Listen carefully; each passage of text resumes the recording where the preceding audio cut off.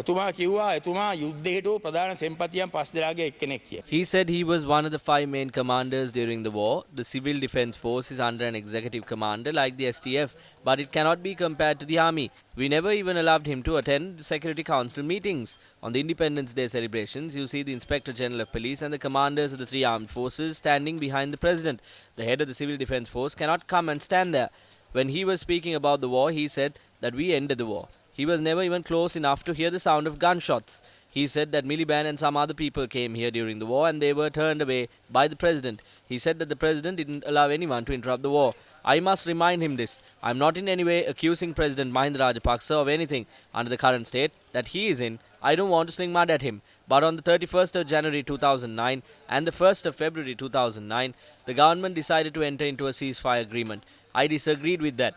During the ceasefire, the terrorists attacked my soldiers. My troops had to retreat 4 kilometers. I lost about 300 soldiers. That was when the ceasefire was agreed upon. If we were pushed back about 3 more kilometers, just like Mankulama collapsed, we would have lost the war that we fought for 2.5 years. We stood against this at the time and ensured our victory. Sarath Veerasekara doesn't know these details. He is speaking of these matters without having a proper knowledge on these matters. Before he was appointed as the head of the Civil Defence Force, the former Defence Secretary and the current President spoke to me. I was the one who asked for him to be appointed as he did not have any employment. He said that the glory of the war victory must be given to politicians. What a shameful statement. I have never in my life heard a man in uniform handing the glory of a war victory to politicians.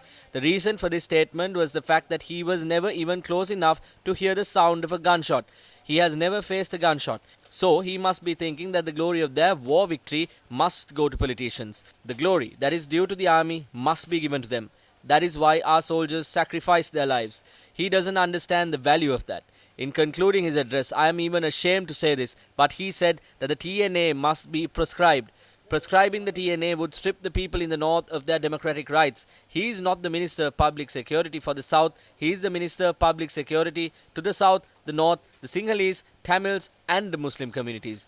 MP Sumandiran and Sambandhan have never stirred racism. They spoke on behalf of the people. Even we are speaking on behalf of the people. Just because someone speaks on behalf of their people, if someone is unwise enough to call that political party to be proscribed, he must first learn a lesson from our experiences in the past before he speaks about public security. He must not forget what public security is, what the people's rights are, and that we have a right to protect the fundamental rights of the people. අයිතිය අපට තියෙන වගේ එතුමා අමතක කරන්න හොඳ නැහැ.